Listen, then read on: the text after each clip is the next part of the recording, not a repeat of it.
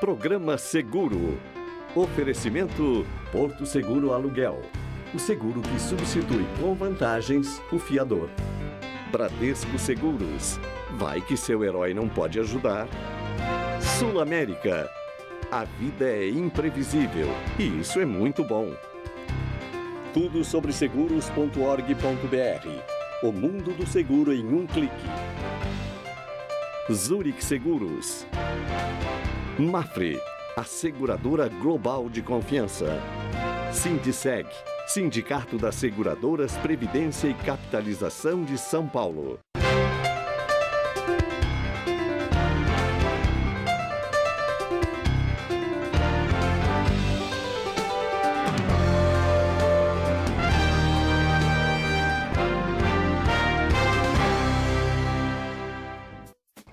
Boa noite!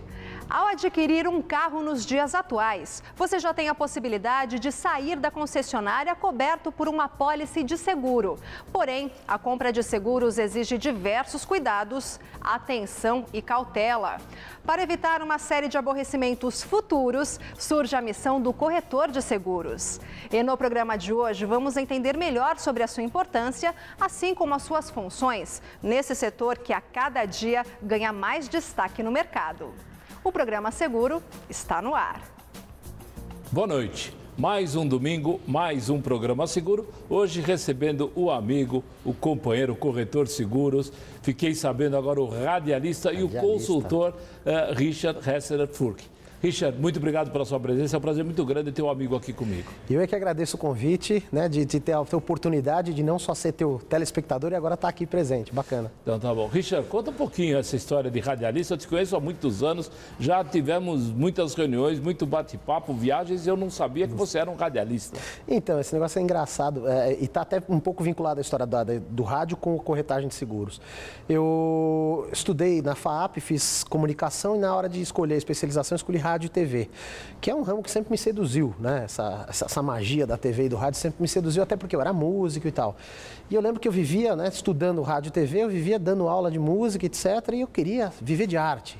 E aí um amigo meu, no mercado, Maurício Pupo, me convidou para trabalhar com seguros. Ele trabalhava na Itaú Seguros. Eu falei, não, eu não vou me vender ao sistema. Eu vou ser músico, vou ser artista. Tá aqui meu último salário. Eu falei, onde eu faço a entrevista? Foi meu último momento como músico profissional.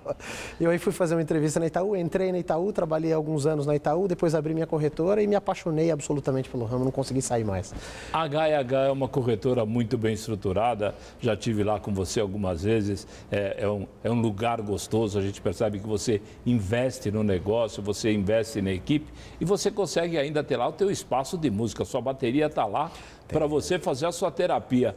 Dá para fazer isso durante o dia ou só fim de semana? Ou quando está muito nervoso, muito tenso, vai lá e bate um pouquinho? Meus funcionários me agradecem. Quando às vezes eu estou muito nervoso, eu me tranco no estúdio, vou bater bateria, vou tocar contrabaixo, aí dou uma desopilada, saio e está tudo ok, já começa a ter ideia de novo.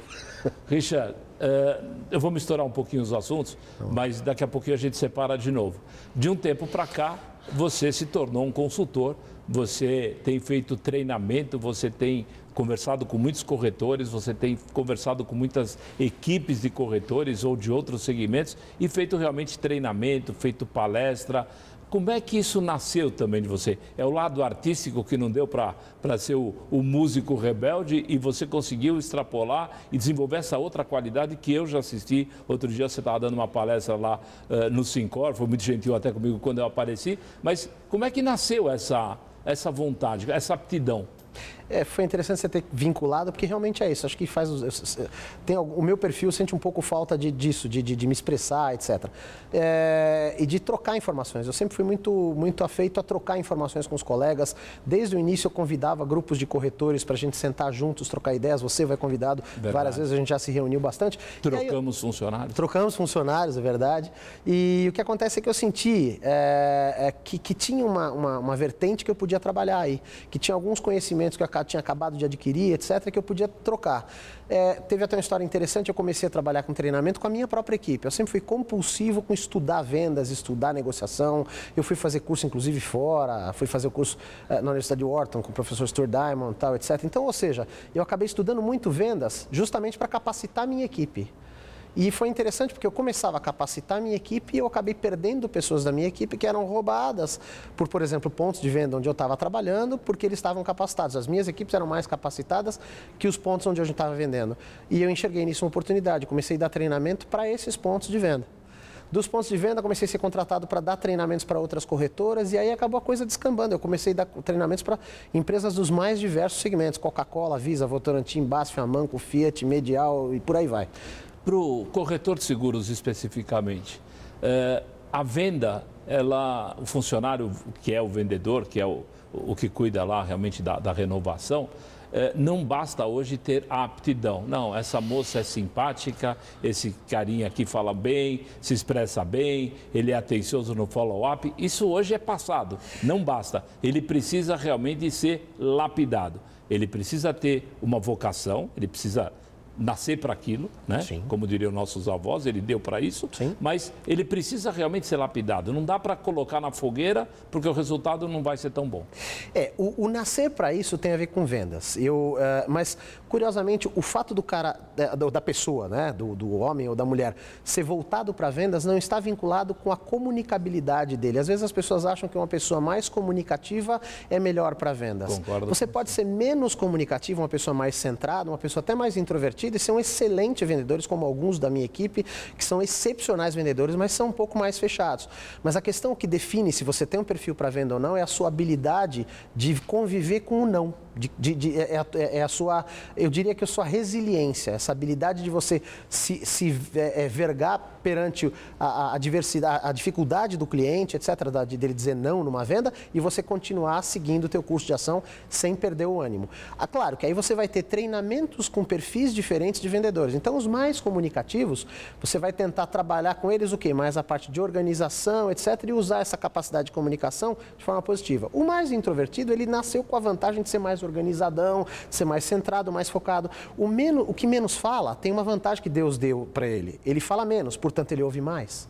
E vendas hoje é mais ouvido que falar. O cliente fala tudo para você? Não, você tem que arrancar dele. Pelo contrário, a gente costuma brincar que existem dois dilemas, né, que eu brinco com o pessoal em aula, que é a teoria de House e a teoria do Steve Jobs. Por que eu brinco com isso? Steve Jobs era um cara que não costumava fazer, alegava, inclusive, que não fazia pesquisas de mercado. Por quê? Porque o cliente não sabe o que ele quer. Então, por que eu vou perguntar para o cliente o que ele quer se ele não sabe o que ele quer?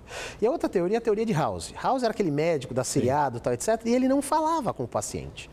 O slogan da série era Everybody Lies. O cliente mente, a gente mente. Você vai fazer um exame de sangue, no dia seguinte o pessoal chega e fala, você está 12 horas de jejum? Mentira que está. Você tomou um copo d'água, você comeu uma bolacha de madrugada, mas fala que está e faz o exame de sangue. O cliente é a mesma coisa, ele mente para você. Ele te diz, por exemplo, que quer só preço e mentira. Ele acaba fechando com um cara mais caro com você porque ele teve alguma necessidade inconsciente dele atendida. Então, ou seja, você tem que aprender a filtrar o que o cliente fala e arrancar um pouco as informações dele. Richard, dois momentos que eu considero cruciais na venda é a superação dos obstáculos. O cliente vai colocando obstáculos e a gente percebe realmente treinamento, sensibilidade. Você colocou muito bem a audição para perceber isso. Então, essa técnica para superar, eu queria que você falasse um pouquinho. Superar sem ser aquele cara chato, sem ser aquele cara desagradável na hora da venda e saber o momento do fechamento. Eu percebo, às vezes, quando tem equipes, eu vejo trabalhar, eu acho que a pessoa perde aquele momento de sentir e falar assim, agora, assina aqui, acabou, não fala mais nada, é gol, para. Esses dois pontos seriam os dois pontos mais importantes, claro, tirando organização, follow-up e tal, tudo isso eu considero básico, mas na venda, esses dois pontos são realmente os dois pontos mais difíceis ou mais sensíveis? Sim, eu concordo com você. Eu diria que você pegou dois pontos cruciais. Primeiro, a questão da contestação das objeções, do trabalho, do manejo das objeções de uma forma geral, né? E o segundo que você falou, que é quando migrar do momento da negociação para a fase efetiva do fechamento. Com relação a isso, a grande sacada do vendedor é o seguinte. Primeiro, com relação a objeções, né? O grande problema dos vendedores atualmente é que eles enxergam a objeção como sendo um obstáculo. A objeção não é um obstáculo, é um caminho. Se eu tenho uma objeção, eu já tenho um caminho a seguir. Essa objeção alguém é que eu devo... interessado também. Exatamente. É um paradoxo. A partir do momento em que me veio uma objeção, eu tenho um sinal de compra. A objeção, ela é, entre outras coisas, um sinal de compra. Olha, não gostei disso. Ok, se eu resolver isso, você compra?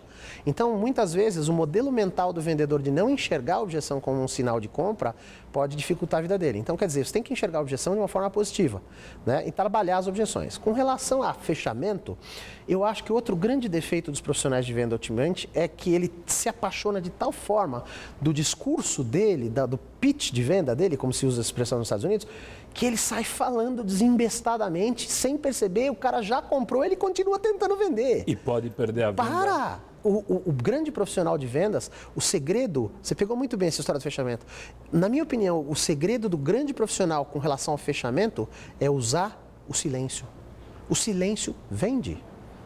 Para de falar para pegar assina feedback. E acabou. Não necessariamente assina. Não, sim, concordo. Mas para você, às vezes o negócio, não necessariamente um seguro, mas qualquer outra coisa, está comprado já e você continua falando. Se você parar de falar, você vende. Richard, nós vamos para o nosso intervalo comercial. Na volta eu vou querer falar ainda mais dessa venda. Eu quero falar um pouquinho das diferenças dos produtos e o que mais você, como consultor, pode agregar ao valor de qualquer empresa dos nossos colegas corretores. Nós vamos para o nosso intervalo comercial. Não saia daí que nós voltamos já já.